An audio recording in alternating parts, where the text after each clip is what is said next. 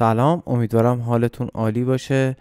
توی این آموزش قراره با هم دیگه بکاپ کدهای EA رو بگیریم و نحوه تغییر رمز ورود در EA رو همراه من باشید. قراره با هم دیگه این تغییرات رو انجام بدیم تا بتونیم فروش از طریق اسنایپ داشته باشیم. برای انجام این کار لازمه که شما از طریق مرورگرتون اینجا AI بکاپ کد رو سرچ بکنید. با سرچ کردن گوگل برامون یه سری آپشن میاره که میگه از بین اینها انتخاب بکن. ما موگا رو انتخاب میکنیم، همین که رنگش بنفشه EA بکاپ کد رو نوشته. روش کلیک میکنیم، وارد این صفحه میشیم. خودش اینجا یه سری آموزش ها داده، گفته که برای اینکه شروع بکنی باید بیای بری توی این لینک که ما هم روش کلیک میکنیم. خب ما رو وارد سایت EA کرد. اینجا باید ایمیل و پسورد وارد بکنیم. اگر میدونید که ایمیل و رمزتون چی هست که رمز و ایمیلتون رو اینجا وارد بکنید، ولی اگر نمیدونید forget your password رو میزنین و براتون ایمیل میاد و میتونید که تغییرات رمزتون رو انجام بدین. برای این کار نیاز داریم که ایمیلمون رو وارد بکنیم و بعدش یک کد تاییدیه که از انسان بودن ما مطمئن بشه.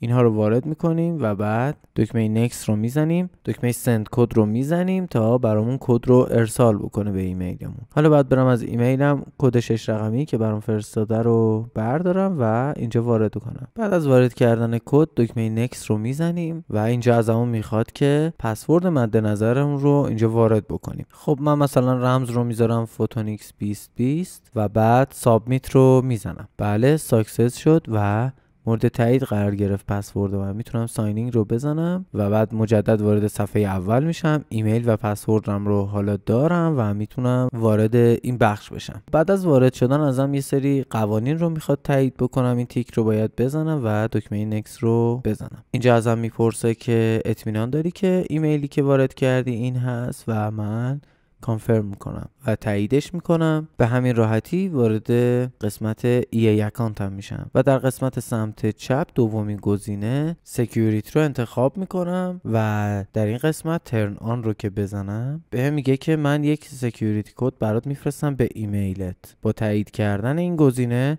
شما باید برگردین به ایمیلتون و اون کدی که براتون ارسال کرده رو کپی بکنید و وارد این بخش بکنید و بعدش سابمیت رو میزنیم. خب اینجا یک پیغامی برام میاد، میگه میخوای که کدوم یکی از این حالت ها برات فعال بشه. خب من گزینه ایمیل رو دوست دارم فعال بشه و سند کد بشه برام. حالا تو گزینه آخر میتونید شماره تلفن براش تعیین بکنید. ترجیح و پیشنهاد من اینه که شما از ایمیل استفاده بکنید که راحت‌تر و قابل دسترس هست. چرا تکست مسیج رو پیشنهاد نمیدم؟ به خاطر اینکه چون توی ایران هستیم و تحریم هستیم، احتمال اینکه پیام ها برامون ارسال نشه خیلی زیاده. اپ اتنتیکیتور هم یه سیستم امنیتی دو عاملیه که روی موبایلتون باید یک اپلیکیشنی رو نصب بکنید و کدها هر 60 ثانیه به روز میشه و از اون کدها باید استفاده بکنید و اینجا بزنید که برای امنیت خیلی بالا و اکانت شخصی از این بخش استفاده میشه.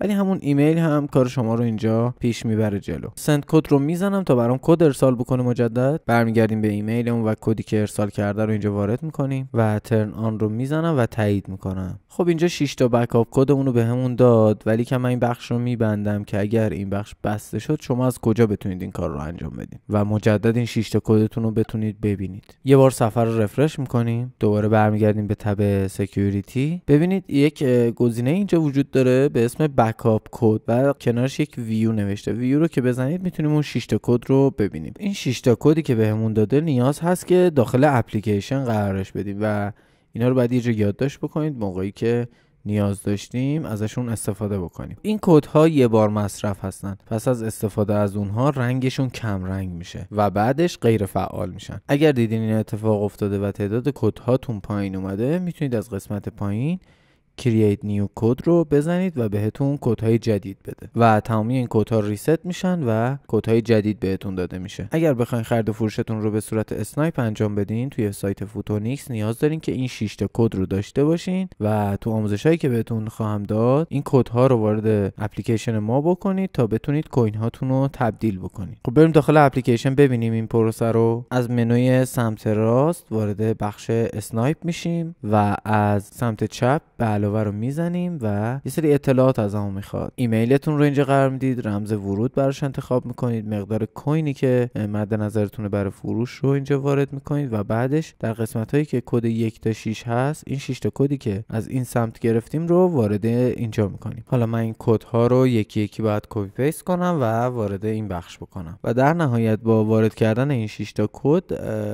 کنسولم رو انتخاب میکنم و بعدش انتخاب میکنم که میخوام این کوین ها 1 روزه تخلیه بشه یا 4 روزه تخلیه بشه و وقتی که 4 روزه انتخاب بکنین ما میگردیم به بالاترین قیمت ممکن کوین رو برای شما به فروش میرسونیم و شما سود بیشتری میکنید و در نهایت دکمه ایجاد رو باید بزنید. اسنایپ معقول ترین روش انتقال و تبدیل کوین هست که شما اطلاعات اکانتتون رو وارد میکنید و بدون دریافت کارمزد با کمترین هزینه میتونید تبدیل کوینتون رو انجام بدین و به شدت هم امن هست، اتفاقی برای کوینتون نمیفته این وسط. بعد از اینکه شما ایجاد رو بزنین از طریق مجموعه ما، مجموعه فوتونیکس، یک پیامکی برای شما ارسال میشه که مثلا اسنایپ شماره 18 با مقدار 950 کوین ثبت شد و این تاییدیه‌ایه که اسنایپ شما داخل اپلیکیشن ما ثبت شده و بس از تایید تیم پشتیبانی در اولین فرصت اگر شماره کارتتون رو داخل اپلیکیشن ثبت کرده باشین به صورت خودکار پول به حساب شما واریز میشه و بعد از تایید باز هم برای شما SMS میاد و تاییدیه تبدیل کوین براتون ارسال میشه. همونطور که میبینید نوشته از اسنایپ شماره 18 مقدار 870 تا خالی شد، از اون 950 تا 870 تاش به فروش رفته. هر سری که این مقادیر به فروش بره برای شما SMSش میاد. به همین راحتی میتونید کوین هاتون رو داخل اپلیکیشن فوتونیکس تبدیل به ریال بکنید. امیدوارم که این ویدیو براتون مفید بوده باشه، پرسود باشین. هر سوالی داشتین پشتیبانی همراه شماست 24 ساعته تا به بالاترین سود در کمترین زمان برسین. فوتونیکس همراه شماست تا با هم آینده رو بسازیم. موفق باشید.